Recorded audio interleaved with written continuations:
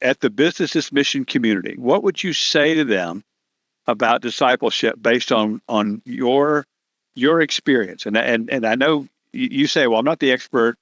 But in many ways you are, or you're certainly one of the experts on what disciple making looks like. What would you say to them?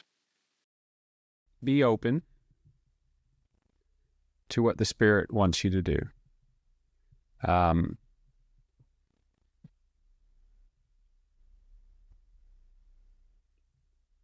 trust that if you want to implement this, and if you give that over to God, I think God will move the pieces around to make that possible.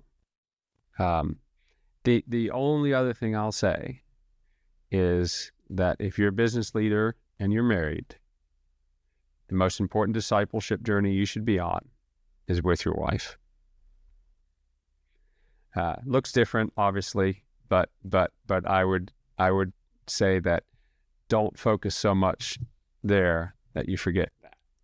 And that's from personal experience. I will say that that's not easy, and if you ignore that, you will pay the price.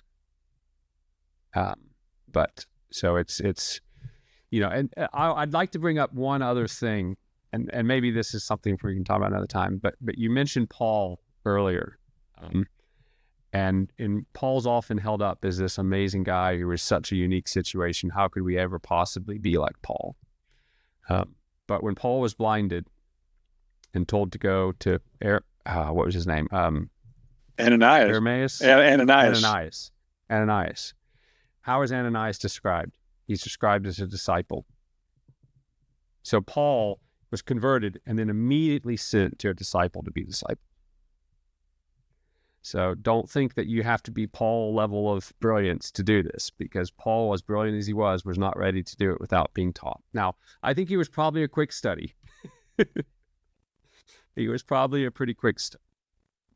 But is no.